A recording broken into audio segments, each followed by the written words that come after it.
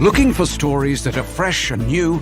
Dark fantasy, humor, space exploration, time travel, cyberpunk, alternate history, and more. They're in the L. Ron Hubbard Presents Writers of the Future anthology from 24 award-winning authors and illustrators, plus art and writing tips and bonus stories. L. Ron Hubbard Presents Writers of the Future. Buy your copy at galaxypress.com, Amazon, or wherever books are sold. Looking for something new in dark fantasy, humor, space exploration, time travel, alternative history? They're in the L. Ron Hubbard Presents Writers of the Future anthology. Get the 10-volume box set with 159 stories and full-color illustrations plus 34 articles with writings and art tips. Get the UPR discount, $125 for the entire box set. That's a $60 savings for that beautiful box set. L. Ron Hubbard Presents Writers of the Future. Go to uprntalkradio.com, click on the link, and place your order.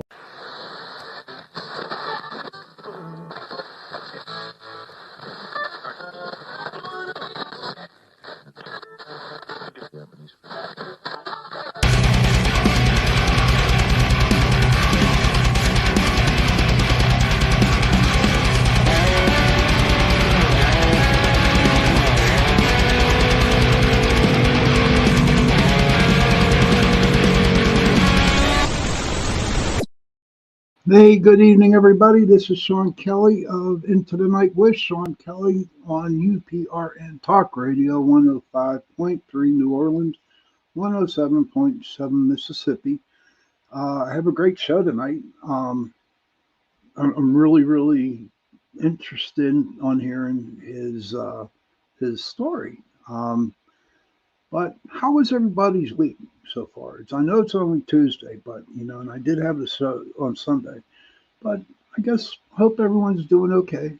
I know I'm doing okay. And I'm kind of like in a good mood because the guy I have on tonight, all right, Sean Patrick Hazlett. Believe it or not, my name is Sean Patrick Kelly, but his name is Sean Patrick Hazlett. Now, we have a big debate going on, and maybe you guys want to chime in, but I spell my name S-H-A-W-N. He spells his name S-E-A-N. Okay, so which is the Irish one? The Scene? That's what it looks like to me. Scene? Hey, Kason, good to see you, buddy. Or Sean, S-H-A-W-N. I don't know. If you want to put your opinions here into the comment section, that would be pretty cool.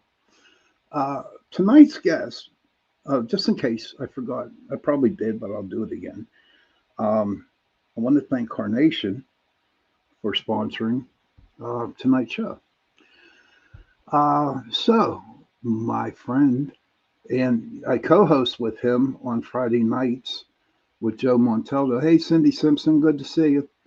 I co-host with this gentleman, and on Friday nights on News on the Flip Side with Joe Montaldo. So I've kind of met him for the last couple weeks, 2-3 weeks, and he's a good dude, man. He's a real good dude. So tonight my guest is Sean Patrick Hazlett, is an Army veteran, writer, editor, and finance executive in the San Francisco Bay Area. He holds an AB in history and BS in electrical engineering from Stanford University, and a master in public policy from the Harvard Kennedy School of Government, where he won the 2006 Policy Analysis Exercise Award for his work on policy solutions to Iran's nuclear weapons program, under the guidance of future Secretary of Defense Ashton B. Carter. He also holds an MBA from the Harvard Business School, where he graduated with second-year honors. As a cavalry officer in the elite 11th Armored Cavalry Regiment, he trained units for war in Iraq and Afghanistan, becoming an expert in Soviet doctrine and tactics. Sean is a 2017 winner of the Writers of the Future contest. Congratulations. Nearly 50 of his short stories have appeared in publications such as the year's best military and adventure, SF, Year's Best Hardcore Horror, Terraform, Galaxy Edge, oh my God, a lot of things, and Vastarian, among others. He is the editor of the Weird World War III, Weird World War IV, and the Weird World War China Ethologies. He is the host of the YouTube channel Through a Glass Darkly, where the paranormal meets the military, science fiction, and fact. And he also had his first show this past Sunday, right after after my show, and I listened to about an hour of it, and it was freaking good. He's a good dude. And without further ado, my guest, Sean Patrick Hazlett. Hey, good Hey, evening, how you doing, Mr. Sean? Patrick. All right, Sean. So everybody out there, real quick, who spells it right, SCAN or SHAWN? We'll go from there. That's a good debate. That's a good debate there. How you been, What are bud? they? I'm doing pretty well. How you been doing? Well, kind of excited, kind of busy at work. Being a meat cutter that I am, we're just busy cutting meat, getting bloody, all that good stuff. Dealing with customers, and it's okay. Oh, So, that's fun. You should have some good stories about that, my friend. oh boy, do I have some good stories, dude. That's for another show. That's for another show. But yeah, so tell us a little about yourself, bud. Well, I'm originally from the East Coast. I was originally from Wilmington, Delaware, and I got into this school on the West Coast, and I went to visit it and kind of fell in love with it. But Hmm. middle class son of two teachers, there's no way I could afford it. So, I wanted to serve my country, but I also wanted to afford college. So, did an ROTC scholarship, and the rest is history. I spent about 5 years in the U.S. Army, as you said. I was training in the Mojave Desert, and we were effectively what they would call the red team. So I became an expert on Soviet doctrine and tactics, which coincidentally came into good stead when the Russians invaded Ukraine. I kind of knew exactly what they were going to do. Called it on my channel actually too. Everybody was Really? saying, "Oh, they're not going to invade. It's not going to happen." You just look at a map, and they're like, "Yeah, they're going to invade." Like you don't move 150,000 troops into motion and just say "psych," right? Right. So I spent time doing that, and then after that, I went to graduate school, went into business for a while. Now I kind of do some independent financial consulting, things like that, as well as running a YouTube channel on the paranormal and geopolitics and where the two kind of intersect. And man, I couldn't have picked a better time to start it because right now half the government's trying to disclose, the other half's trying to furiously hide and deny, obfuscate, and counter accuse. Hmm. How do you deal with it? Deal with which part of it? All of it, the government, and all that. How do you deal with it? Oh, well, I mean, you just have to look at what their motivations typically are, right? Hmm. So, let's take the latest UAP bill. So, in the National Defense and Authorization Act of 2023, there's a section in there called the UAP Disclosure Act. And, there was a ton of stuff like eminent domain, things like that, where the government would come back and take back some of the exotic materials that various aerospace companies had acquired since maybe as far back as 1947 or beyond, and just let the American people know that in an official capacity that we're not alone. And you had the Grush testimony back in July where he claimed that we had non-human intelligence or materials made by non-human intelligences, biologics, what he called it. So either dead or alive. I don't think he would answer that question.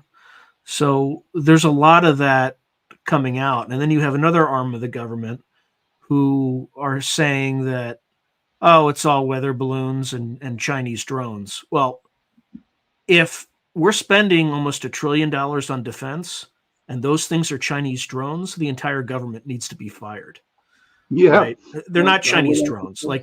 It's the most It's the dumbest explanation I've ever heard, because not only does it say that the entire government is incompetent, but that we better start learning to speak Mandarin, because these things exhibit characteristics that, nothing in anybody's current arsenal, except for maybe the United States. Like, I could see that some of this stuff being covert technology that we possess, but I would say it's not all of it. Hmm. Oh, and it just, I don't know. Why would they come back and go from UFO to UAP? I mean, is that part of the government? Like, what actually made us they start saying they were UAPs? So I think one hand of government maybe to destigmatize the term UFO, because it's been such a stigma for so long. They would use it to shun people who had credible reports, or credible people who reported sightings, encounters, and who could verify that these things really exist. It could also be just to broaden the category, right? So you could hide some of this stuff into by grouping it with other things. So you saw the Chinese spy balloons. They Yeah. started roping that stuff into unidentified anomalous, not objects, but phenomena, right? Which, again, it just helps obscure and hide stuff that Hmm. we're seeing in the sky. So there's a lot going on that, um, I just think it's time to come clean. I think, while people already have an enormous distrust in government, and I think it's only getting Right. worse. And I think the longer they wait to just admit, like, look, it was the Cold War. We had just survived a near genocidal war of the human species, and people were, tired of fighting. The last thing you want to let people know is, hey, there are, beings from somewhere else with technology much more advanced than ours that have crashed on our planet, and we don't even know if they're from here or beyond. Right? That's the other piece. We have bodies, we have these craft. We may have been able to reverse engineer components of it, but we haven't reverse engineered all of it. And there's probably a much broader rabbit hole that I think there are credible people in government that don't want to freak people out, because it's probably a pretty complex story. It's probably not just, when you say non-human intelligences, that could be a very broad spectrum of things, right? Hmm. You could probably put, um, dead humans in that, or maybe not dead humans, but you could put maybe demonic activity in that category. You could put angelic activity in that category, or things that people in antiquity called demons and angels. You could put beings from another, outside our solar system there. You could put beings from adjacent or parallel dimensions there. Again, I'm widely speculating on what I'm saying, but they're labeling this stuff non-human intelligences for a reason, right? And that's Wow, and that's just to cover their butts, huh? Seriously. yeah, because they probably don't know. They probably don't know, because if you say, like, well, how do you know where they come from? These things are coming out of the ocean. So how do you know that they don't live in the ocean? How do you know that that's not a base? How do you know it's, who knows, right? Right, exactly. I believe. Um, what is your thought on Bigfoot? Um, so I haven't spent a lot of time investigating it, but I could come up with a number of different theories off the cuff if you want. Um, Yeah, please. And the reason why I asked that question because I want to get it close to where I am, where I think UFOs are involved with the Bigfoot. So yeah, I'd like to hear your opinions. yeah, and I'll start from kind of the most, um, kind of real, not realistic, because realistic implies that's the right theory, but I'll start with the most grounded theory, and then I'll work my way to increasingly speculative.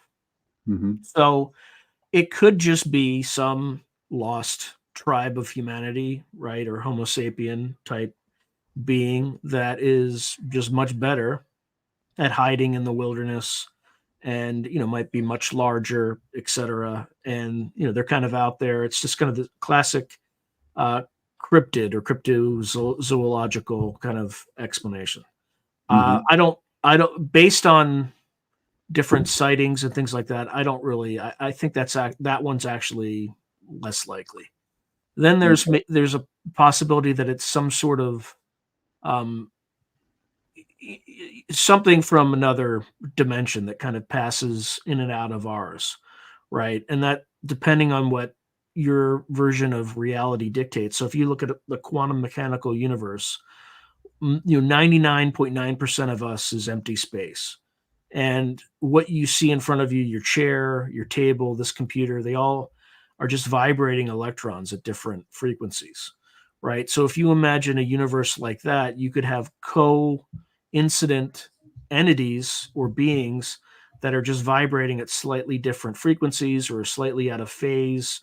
If everything's a wave, right? That Hmm. sometimes they wink in and out of our universe, and that's kind of what we see, right? So it could be that sort of thing, right? Where it's just Right. a physical being, but in just a different, slightly off frequency or slightly out of phase with our reality. Third thing it could be is it's just from another dimension. It comes in and out, kind of parallel universe comes in and out at will. A fourth thing it could be is just, some sort of, akin to a ghost or kind of a memory echo of something else that's, been there long before us. Right. Fifth thing could be, because they have like these Bigfoot entities have been seen, um, are often accompanied with UFO sightings, UAP sightings, whatever you want to call them. So it could be, you know, something from the same place they are, right? Right. So who knows? Yeah. Last theory, Oh, good. la- Good. last theory could be just the, if you believe in simulation theory, right? That we're all living in the simulation, and these things are just um, something that is just coughed up by the simulation to make everybody's lives interesting. Now, Right. I don't have any strong opinion on any of these things because I haven't really delved into it, and I'm sure I didn't mention half a dozen other theories that are out there. But Hmm. it could be historical humans that were brought back from the past by future humans, right? It could be some sort of temporal hypothesis. Anyway, I think Right. that's like six or seven that I threw out there. So Well, I'm glad they were pretty interesting hypotheses. No, the reason being is because I believe that the Bigfoot and the aliens, UFOs, kind of like are working together. Um, mhm. because whenever I would do some research or reading on a Bigfoot sighting, okay, the very first thing that I do is I go to where it was sighted and I check the UFO activity in the area. Okay. Mhm. And majority of the time when one is spotted, there's a lot of UFOs that are kind of like in the area. So I just wanted to get your thought on that. I do believe there are a ton of portals out there. Um, have you ever heard of the CERN? You mean the the super collider that's in Switzerland, CERN? Yeah. That's CERN? Yeah, of Yes. course. What's your theory on that? I mean, there's a I don't know too much about it, but they could be trying to open a portal or a window into different reality, things like that. But I don't know. I think they're just trying to find, the smallest irreducible subatomic particles like the Higgs boson and things like that. But I haven't delved too deeply into what's going on there. Okay. All right. No, I remember when they were going off on, it was in the news all the time, and we did a couple shows.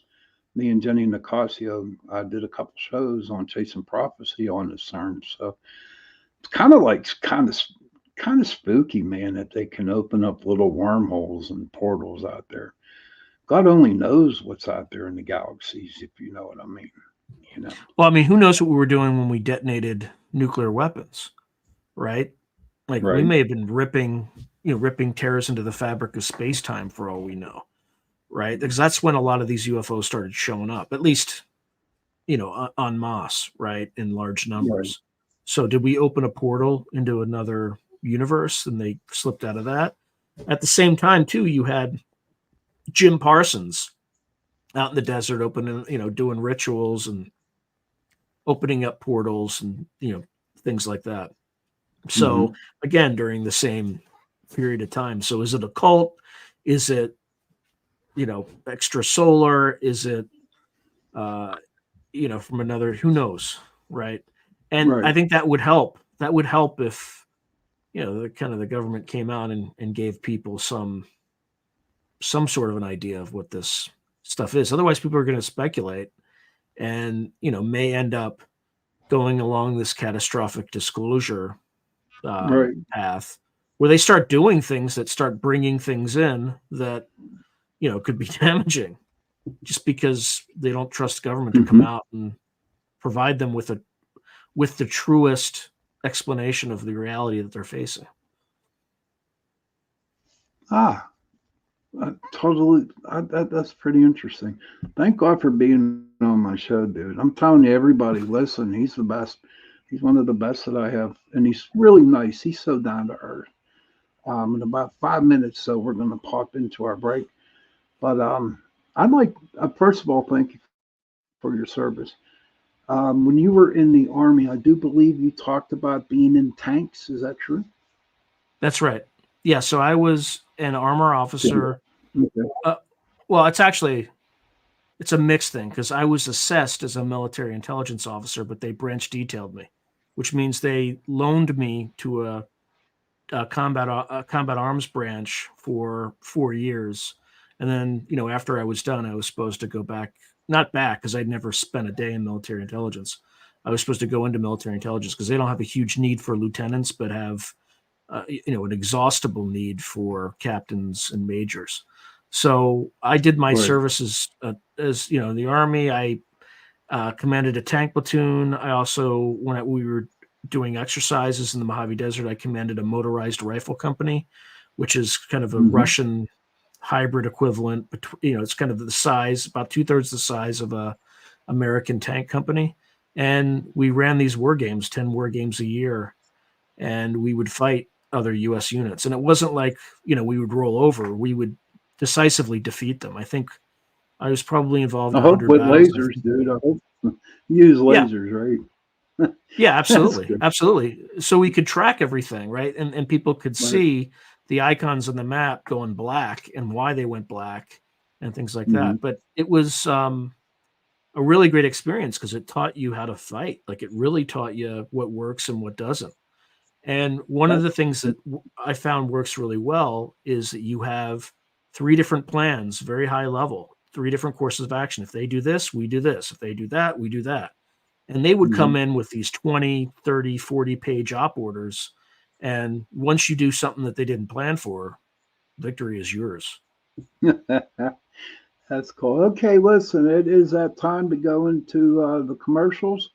When we come back, Sean, I'd like to talk about your YouTube channel and what started you on it, and this other thing. What was it? The Weird World War 4 and 3. Can you? And I'd like you to explain that too, if you can. Is that okay? All Yeah, right, absolutely. everybody. We'll see you in an hour, in about 1 hour, 1 minute and a half. Looking for stories that are fresh and new? Dark fantasy, humor, space exploration, time travel, cyberpunk, alternate history, and more. They're in the L. Ron Hubbard Presents Writers of the Future anthology from 24 award-winning authors and illustrators, plus art and writing tips and bonus stories. L. Ron Hubbard Presents Writers of the Future. Buy your copy at galaxypress.com, Amazon, or wherever books are sold. Looking for something new in dark fantasy, humor, space exploration, time travel, alternative history? They're in the L. Ron Hubbard Presents Writers of the Future anthology. Get the 10-volume box set with 159 stories and full-color illustrations plus 34 articles with writings and art tips. Get the UPRN discount, $125 for the entire box set. That's a $60 savings for that beautiful box set. L. Ron Hubbard presents Writers of the Future. Go to uprntalkradio.com, click on the link, and place your.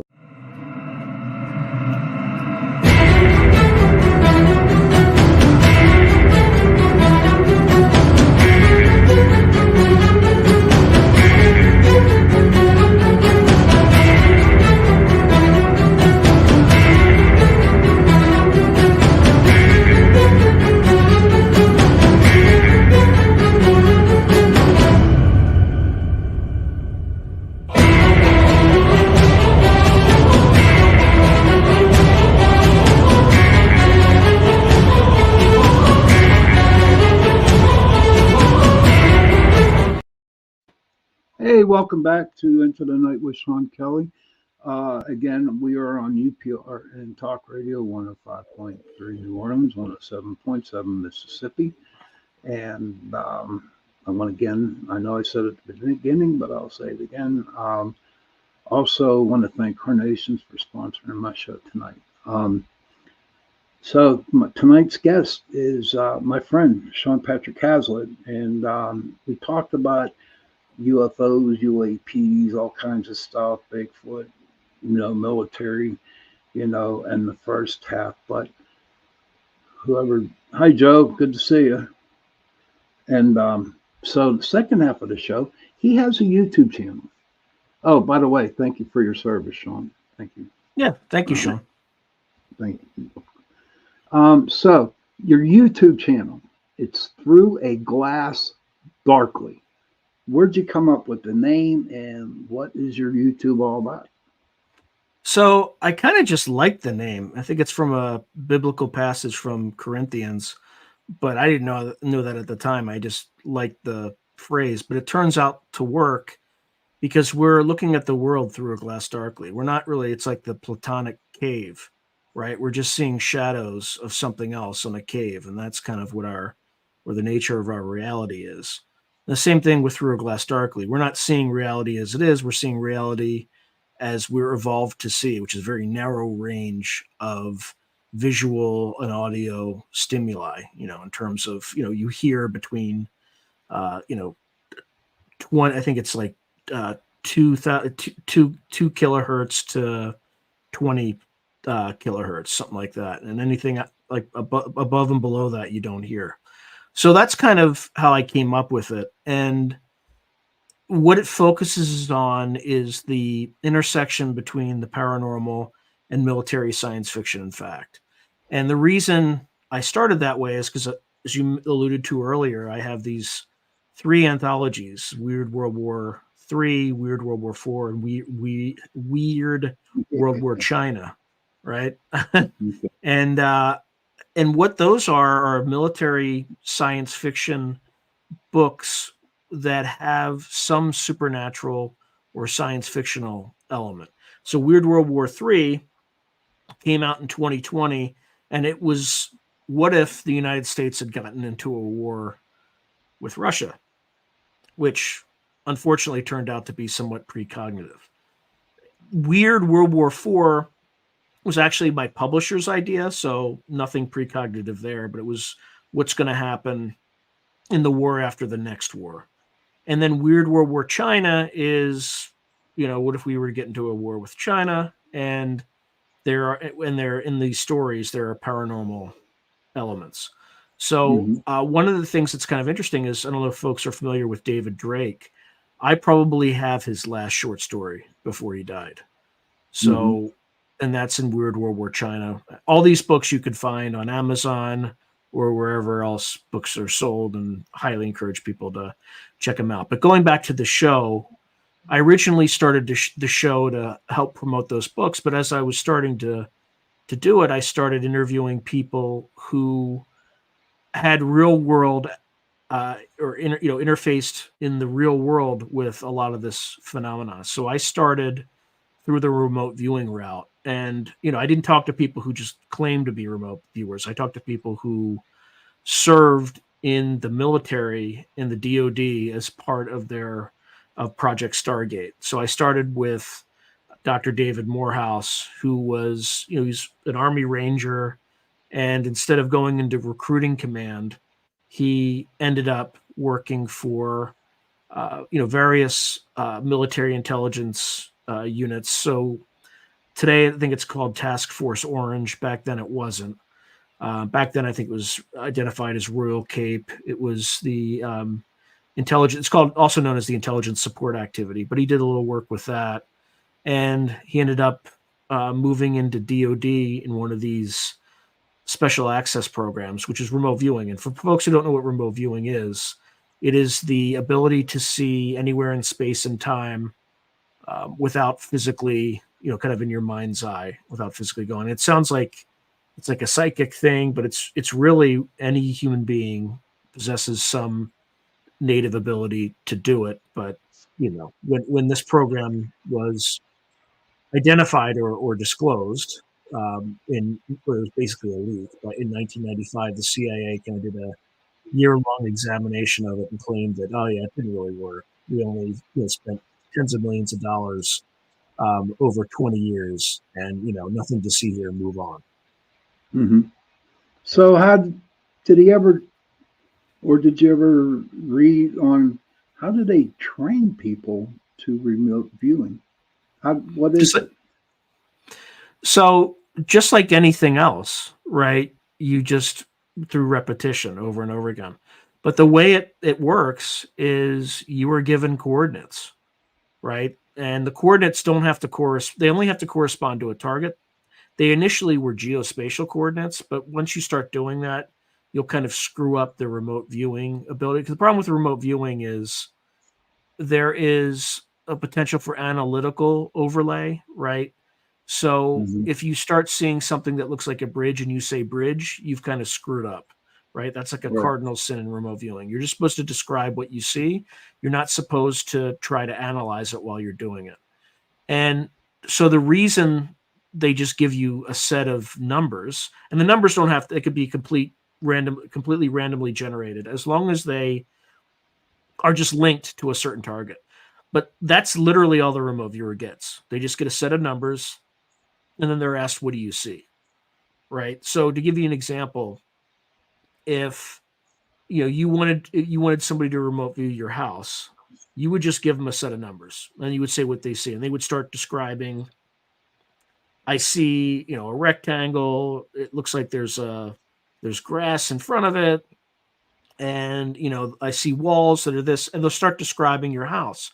But you can't say remote view my house, because then they have all these concepts of house, and then their Okay. imagination starts to Okay. work on it, right? So it's like Okay. a double blind. It has not always double blind. It's either single blind or double blind in order for it to work. Otherwise, people start, if they know they're looking for a submarine, they're going to start describing a submarine. But if they don't know that they're, what they're looking for, if they start describing a submarine, that's how you know they're probably on target. Okay. So, and the reason behind, and they did cancel this, or is it still going on? They officially canceled it. I would be They, surprised if it's not still going on. I can guarantee it that it's probably still going on. I guess they Yeah. had to tell the world that yes, we don't do it no more to make a lot of people happy, especially in the military. Yeah, for two reasons, right? You're going to have bureaucrats who, are worried about the shame factor, right? But then Hmm. also, the last thing that the CIA wants people in the world to know, that a Midwestern housewife can stop in and listen in on any meeting in history at the CIA in Langley, Virginia, right? They don't want people Right. knowing that, especially if you're in the business of keeping secrets. It would be foolish from their perspective, and that's their job. Their job is to acquire and keep secrets. So it's understandable that they don't want every Yahoo in the planet realizing that each person has this nascent ability. Right. Um, so to me, it's very, very interesting. Um, I don't trust the alphabet things that are, CIA, FBI, none of that crap. Um, I know that we did a show one time on Chasing Prophecy. And it was about, and I know it's a little off topic here, but I have to laugh. Um, we were talking about how the King of England and the Queen of England, that family was all reptilians, right?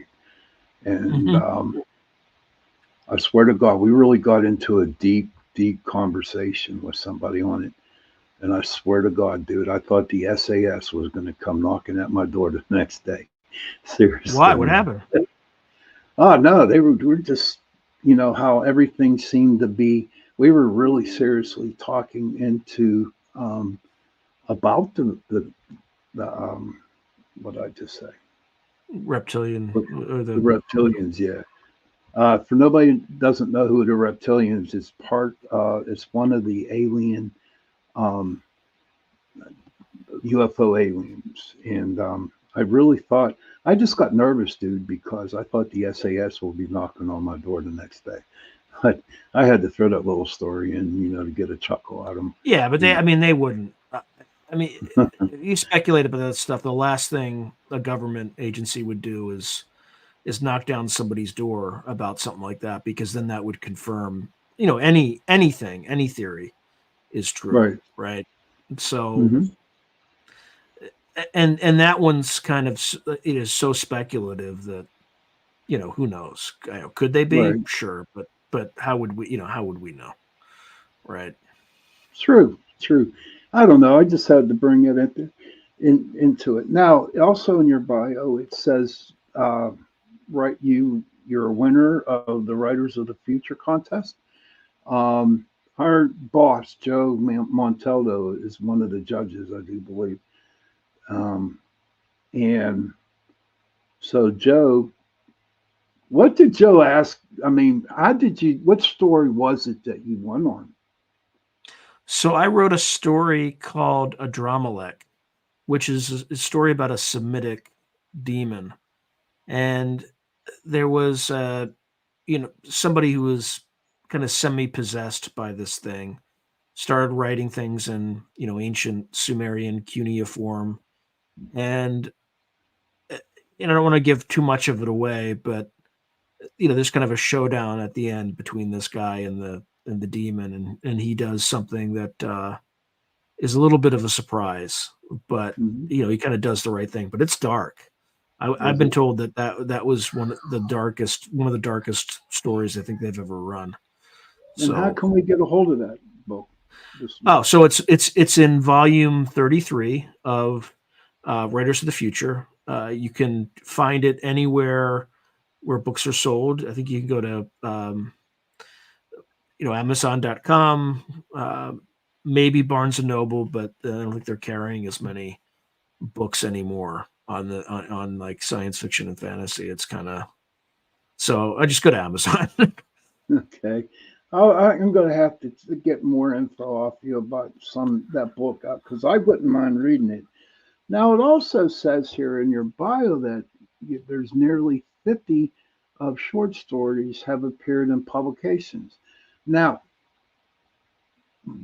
when you mean short story, we'll go by Writers of the Future. So that to be like a couple hundred words or 1,000 words? What? Usually, I would say like flash fictions up to 1,000 words. Short stories are between 1,000 and 7,500 words. 7,500 to 15,000 words would be something they call a novelette, and then 15,000 words to maybe 40,000 words would be a novella, and that's kind of the range. Okay, I have a question for you from Kason. He says, by Hmm. the way, what's your take on Bob Lazar? I'm not too sure about that guy, right? So I think elements of his story are probably true. I'm not sure if he is legit, but there's somebody who wanted some of that information to get out and used him as a conduit. It could have been what is it? John Lear was the guy who was working with him.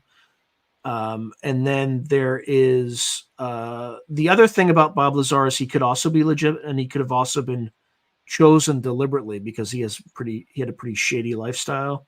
So he like owned a brothel and all that stuff. So it's easy to kind of dismiss him. because he had kind of a sketchy background. So I'm on the fence still with Bob Lazar. Thank you, French. I hope that answered your question, Case. Anybody out there, like we got like about 15 minutes left, or 10 to 15 minutes left. And if anybody has a question for Sean, please feel free to put it into the comment box. So where do you come up with your ideas for your stories? You just kind of come to you. I don't know. You have an idea and then you start to develop it. Usually if you kind of write it in longhand, you can, for some reason, that better stimulates some of the creativity versus just staring at a screen and typing words down. But yeah, it's just kind of, it just comes to you. There's no, thought. You just have, in order to be a writer, you have to write. And if you write enough, you'll come up with good ideas. Right. So what was your favorite book besides the one that won you? Do you have another favorite book that you kind of like?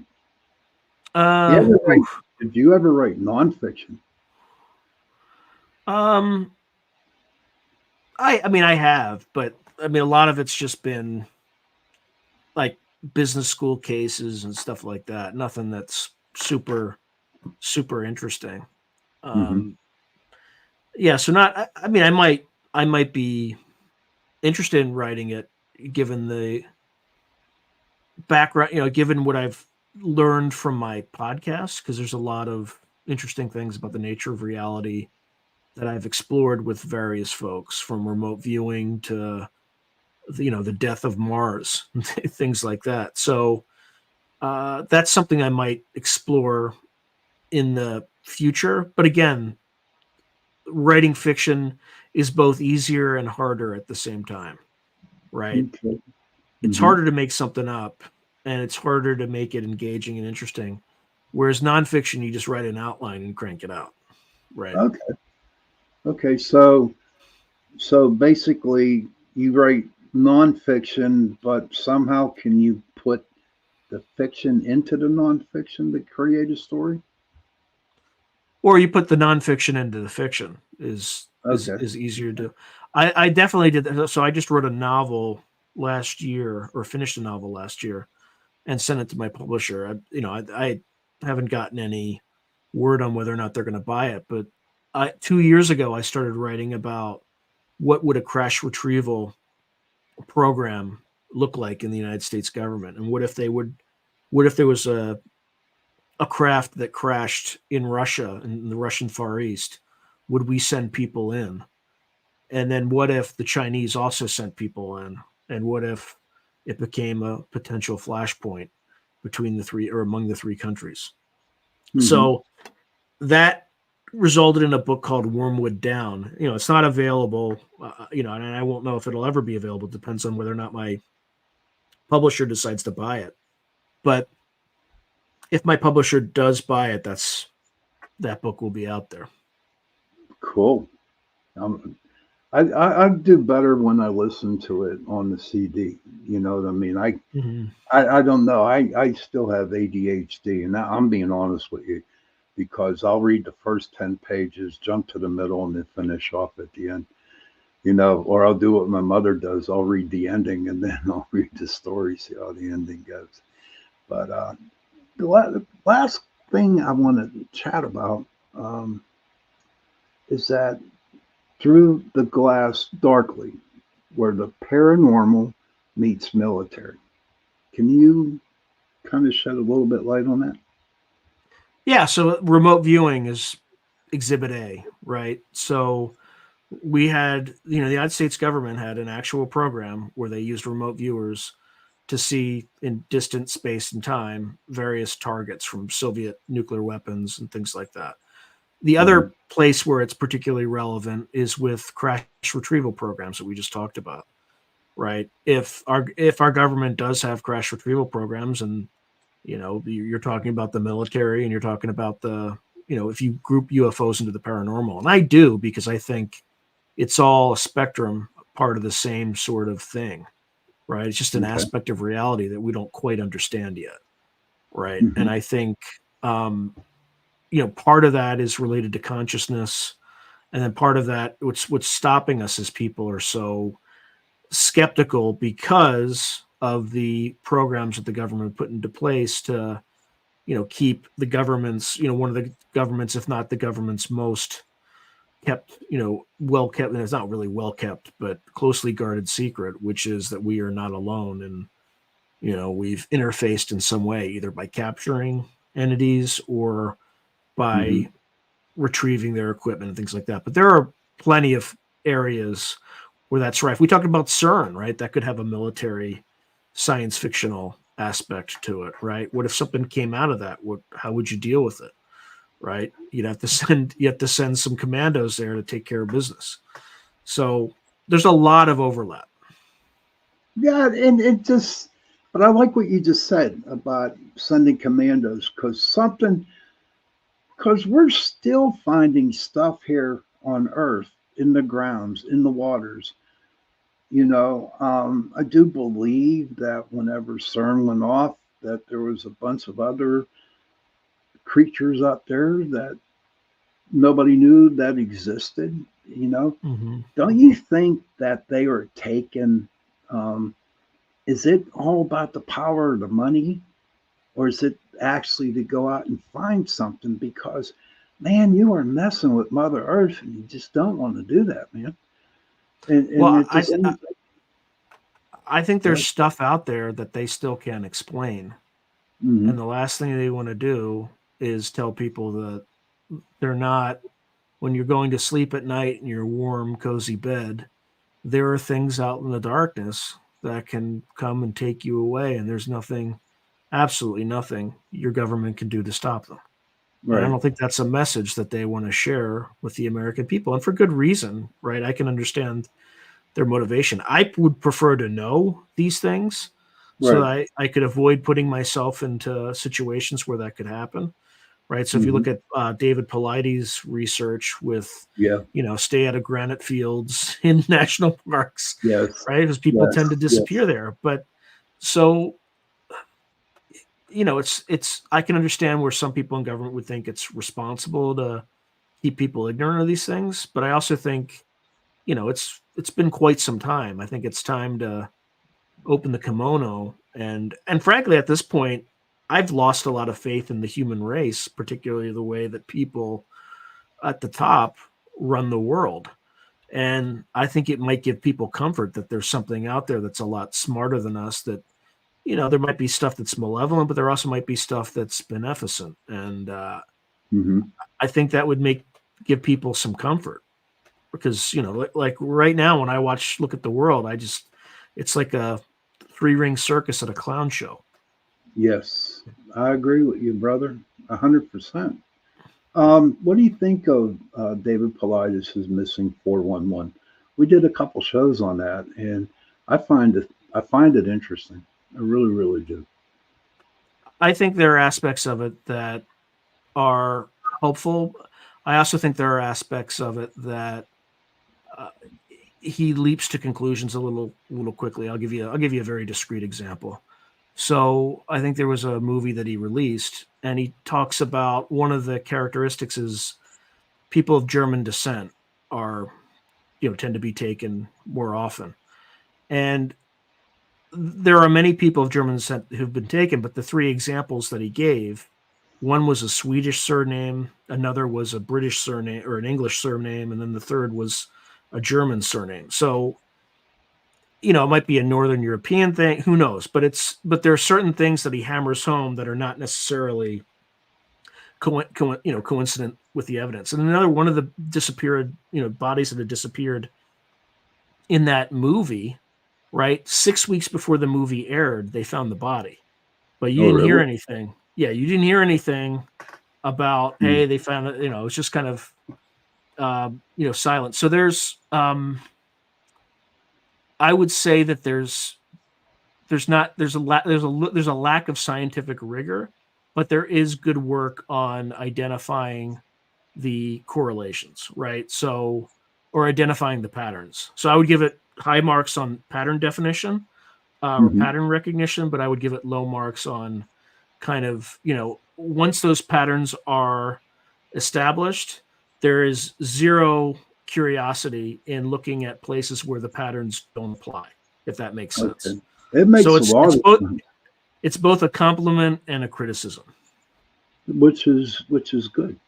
One last question, then we're going to have to go. Whenever you were in the military and you were training, or um, did you see things that weren't there? I mean, that you couldn't explain. And let me give you a true incident. My friend, her son's in the Marines, and he's down at Camp Lejeune, and they went out and did their recon or whatever, and how it was. They actually heard ghosts. They actually seen ghosts, and some kind of a young girl really screaming, and they sent out his command, his troops, to find this girl screaming. Have you ever dealt or found or something like that? Or it I was would totally say, paranormal? yeah, I would say nothing. So look, I was in the Mojave Desert. I was, there were many nights when I was driving around alone in the desert in a open top Humvee with just not even, somebody, not even a buddy, right? Which is extremely dangerous. Why they allowed us to do that, I still to this day don't know. Generally, you always send two people on anything, but I would be alone with night vision goggles, so just the green and middle of the desert at 1 to 3 a.m. just driving along these ridge backs and things like that. I wasn't looking, so I never saw anything or I never noticed anything. That doesn't mean there wasn't stuff. During the day, I would say the strangest thing I saw, but I think it was one of ours, was that string of pearls, like jet stream propulsion sort of Yeah. thing, right? Which is, I think, consistent with like ramjet or scramjet propulsion. So I may have seen the aftermath of like a Project Aurora aircraft, but we were just south of the of China Lake Naval Weapons Station, where they would test a bunch of that stuff. So I Oh, saw that. I would say, I mean, the craziest thing I saw was clearly when I was hallucinating, because I went through. It was in Kentucky, and I went. I mean, no, I'm dead serious. I believe. There was like a scout thing called the Scout Platoon Leaders course, and then in the last week, you get no more than 2 hours of sleep a night. So by day 5, right? It's been 5 days. I've had 10 hours. Max 8 hours of sleep, and you're using every ounce of energy to try to stay awake. And I was sitting in a Humvee seat, and I looked to my left, and there was Lucky the Leprechaun from Lucky Charms just Okay. talking to me. And I'm like, yeah, that's not real. This is not real. I'm hallucinating. Of course, immediately the drill sergeant like blew a whistle at me to wake me up, because I was dreaming in real time. Oh Right. wow, So that's crazy.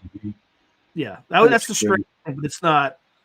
There's a 1% chance whatever that was real, but there's a 99.9% chance I was hallucinating. Because you Hey hallucinate when Sean, you look at sleep. hey, thank you for coming on tonight.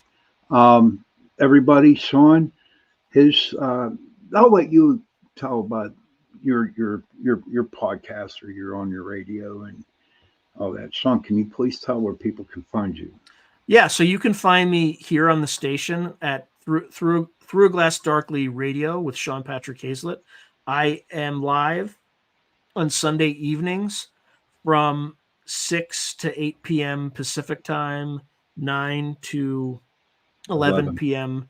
Uh, Eastern, and what is that? 8 to 10 p.m. Central. You can find me there, and you can also find me on my YouTube channel, Through a Glass Darkly with Sean, where I have tons of interviews. I'm also on Spotify, where most of my interviews are. So definitely like, subscribe, and share any of the videos that you might enjoy. Again, Sean, thank you. And also, don't forget, he's one of the co-hosts with me with Joe Montaldo on Friday nights. 10 to, for me, it's 10 to midnight. But we're on, it's called News on the Flip Side on the same channel. Good night, Kason. Good to see you. So, children, please, if you can, go to your parents, give them a hug, and tell them that you love them. And parents, please go to your children, give them a hug, and tell them you love them. All right. And if you have no parents, if you have no children, try to find somebody that you know, and just give them a hug and tell them that you love them. Because those three words, I love you, go a long way. And on that note, good night, everybody, and see you Sunday, and happy hunting.